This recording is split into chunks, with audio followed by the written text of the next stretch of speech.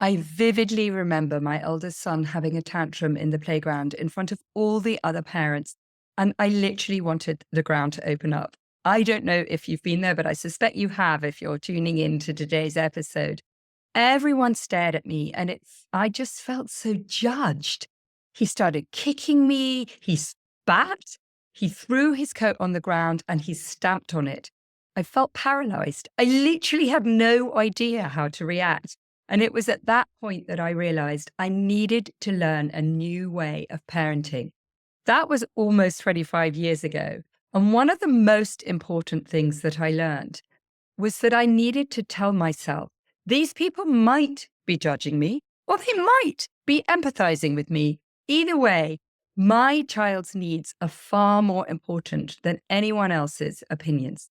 So if you're listening, then I hope that that's what you want, or you realize that that's the most important thing, and you want to learn a new way of parenting. So today we're diving into a topic that not only had me feeling paralyzed, but it also comes up time and time again with the parents that I work with. It's calming the storm, handling big emotions and tantrums in and tantrums in children without losing it. But first, as a parent, you know it's important to have clear boundaries, but you also want to be caring and compassionate, right?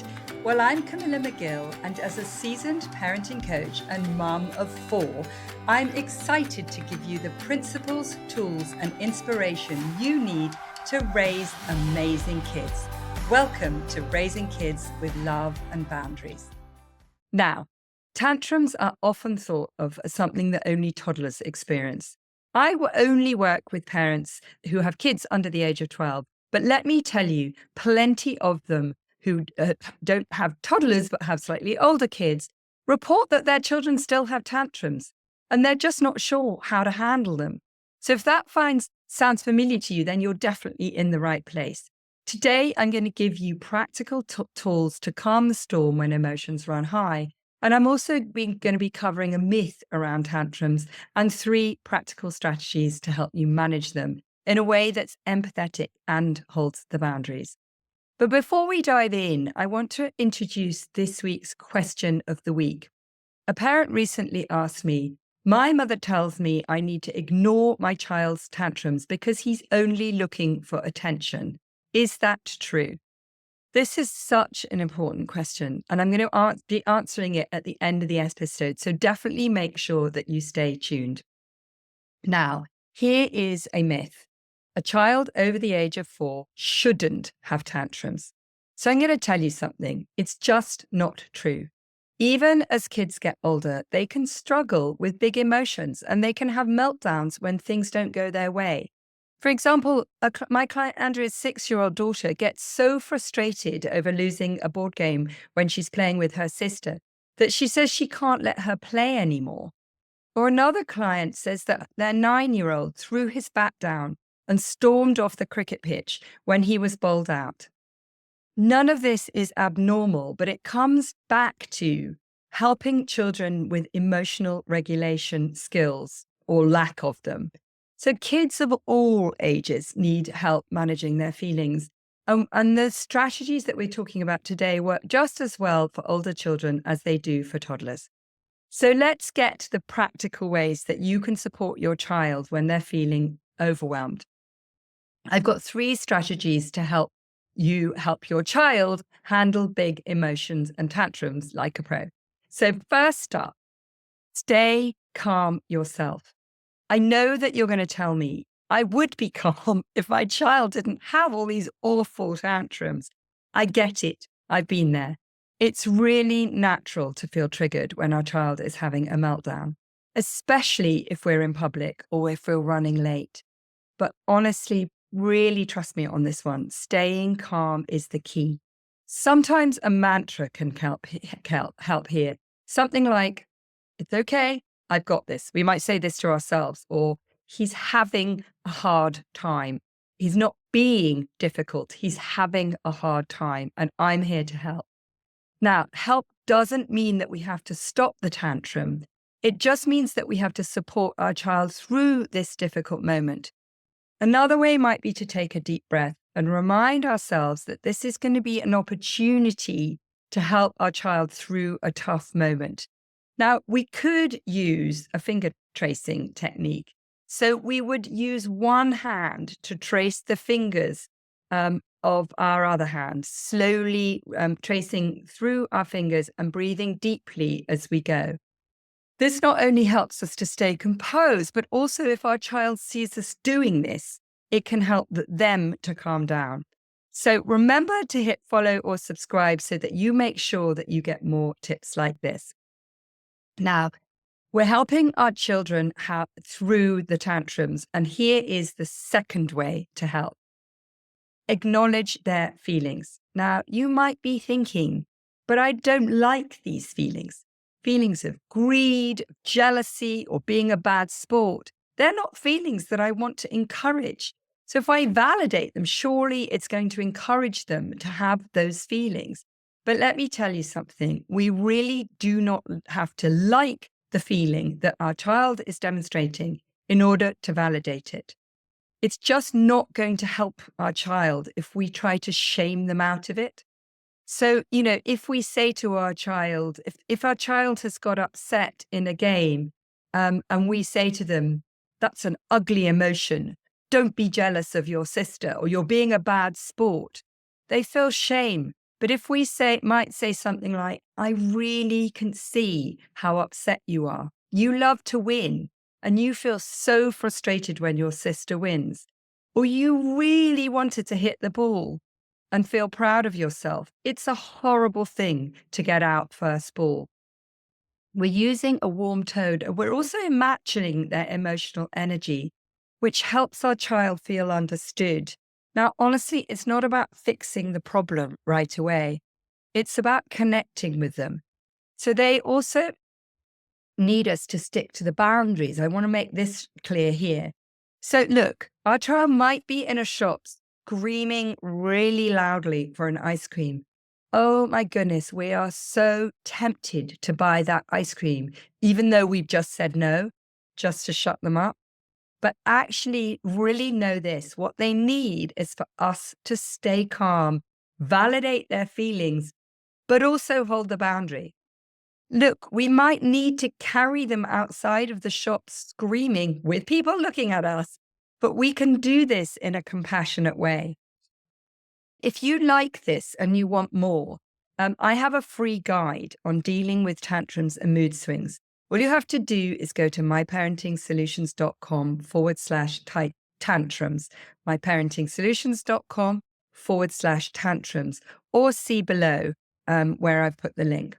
Now, here is the third way to help our children when they're having tantrums. Practice emotional regulation away from the moment. Now, it's a bit like practicing for a sport, and we might need to think of it this way. One of my daughters was a gymnast. She had to practice walking on the beam over and over so that when she was emotionally charged during a competition, her body remembered how to do it. Every child is different, so finding what works for your child is essential. But one of my clients discovered that jumping up and down on the spot helped her child to calm down. So they practiced this regularly outside of those tantrum moments. So, maybe it was when her child was feeling a little bit frustrated. They would jump up and down together so that when a meltdown happened, it could be something that her mother helped her to do. Now, for your child, it might be something different. It might be squeezing a sensory toy. It might be deep breathing exercises, or it might be that we give them a really strong hug. But the key is to practice these calming moments whilst they're not really highly charged, so that they're ready to use them when their emotions run high. Now, I want to come back to this week's question of the week. So the parent asked me, my mother tells me I need to ignore my child's tantrums because he's only looking for attention. Is this true? Here's the thing. Well, children definitely need attention.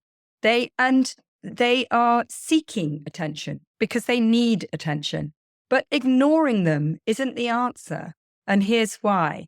When we ignore a child in the middle of a tantrum, they feel unseen and unheard, and they don't feel connected. In fact, they feel disconnected to us, actually, which means that their distress can escalate. They might resort to more extreme behavior to get our attention. Now, tantrums are a signal that our child is overwhelmed and they don't know how to cope. They become dysregulated. But by ignoring them, we're just actually missing the opportunity to help build our trust and our connection with them and helping them to emotionally regulate. So instead, we need to focus on validating their emotions.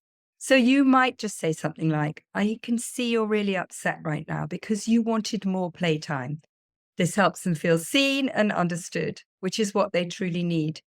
But we can definitely still set these clear boundaries. It just by acknowledging their feelings, we can still be firm about unacceptable behavior, like hitting or screaming excessively.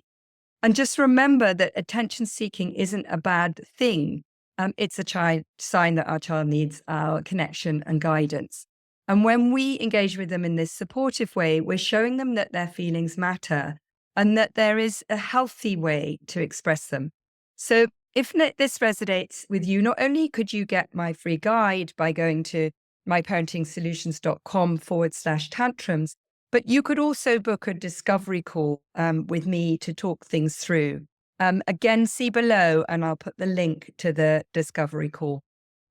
So I just want to also come back to 2 common mistakes that we need to avoid when we're handling our children's big emotions.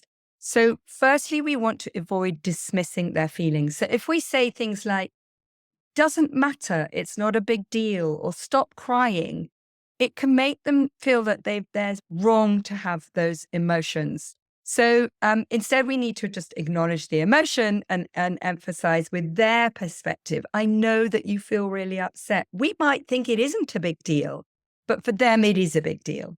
And secondly, honestly, if there's one thing you take away, do not try to reason with them while they're having a big meltdown.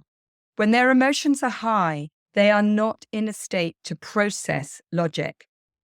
Their brains literally cannot process the logic and reasoning. The prefrontal cortex, the part of their brain that is responsible for logical thought, is not able to function while they're in the middle of emotion. So we need to connect first and then address the issue later, the logical part later when they're calm. So hit like or follow if you agree with this and want to know more. But to recap, here are 3 strategies to help children with big emotions. Number 1, stay calm and regulate ourselves first. Remember, kids are sponges for our feelings. And if we can work on ways to stay calm, it's going to help them enormously. Number 2, validate our children's feelings with warmth and empathy. This doesn't mean that we give in to the tantrum and buy them the ice cream that they want, but it does mean that they feel heard.